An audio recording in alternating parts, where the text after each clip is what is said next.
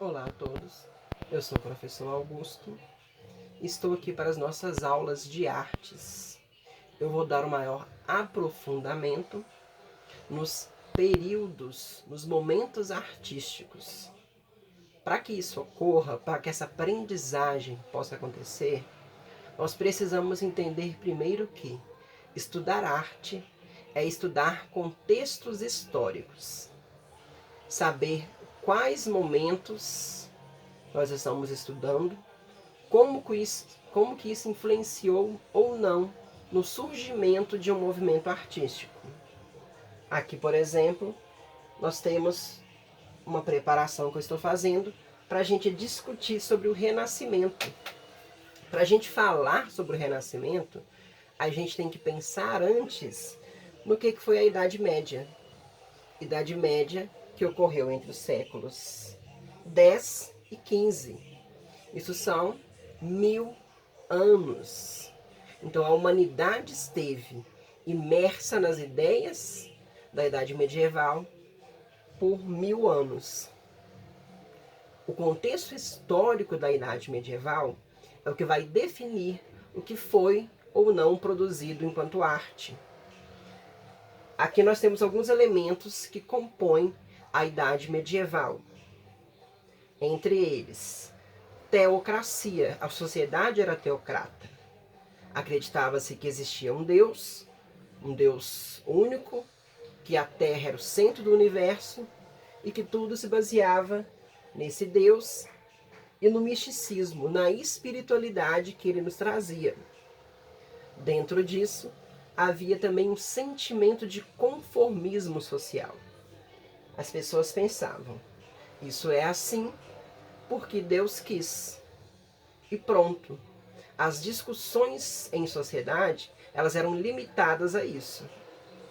Existe um Deus, nós seguimos esse Deus e nos conformamos com a vida que temos, pois acreditamos que foi esse Deus que nos ofereceu essa vida assim. Não havia uma crítica social. A arte estava diretamente ligada à religiosidade. Dentro disso, o corpo é visto como fonte de pecado.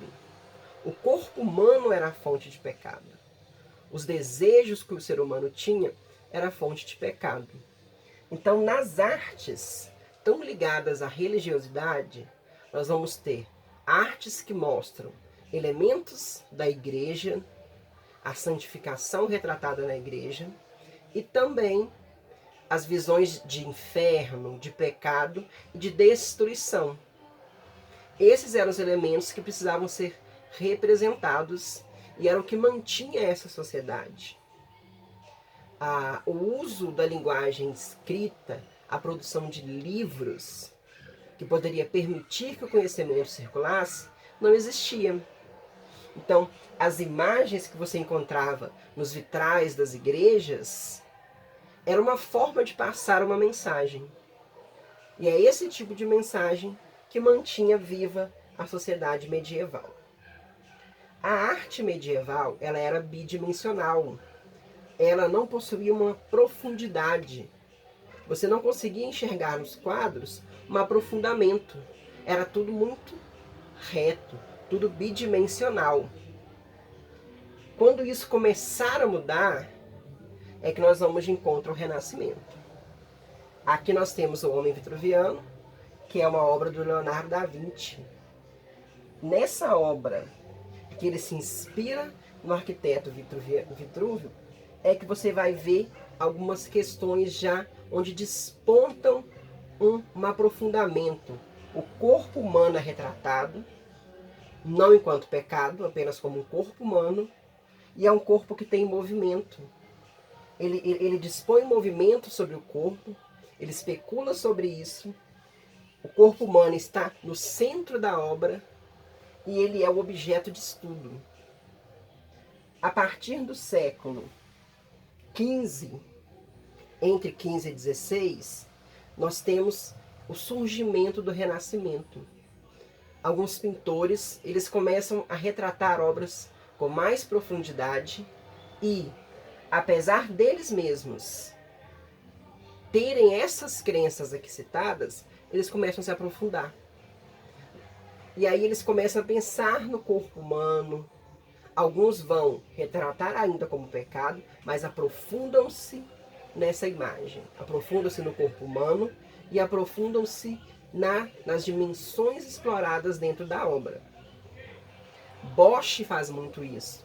Bosch pertence a esse período, mas nas suas obras a gente consegue ver profundidade. Bem no início da obra está num campo, mas ao fundo da obra vai se aprofundando. Você consegue ver um caminho por ali. Isso que marca o Renascimento. E esse Renascimento surge na Itália e depois ele ganha espaço por toda a Europa. O Renascimento é só isso? Não. Isso é só um pouquinho do que a gente tem para começar a pensar sobre ele. Em outros vídeos eu pretendo aprofundar mais sobre o assunto.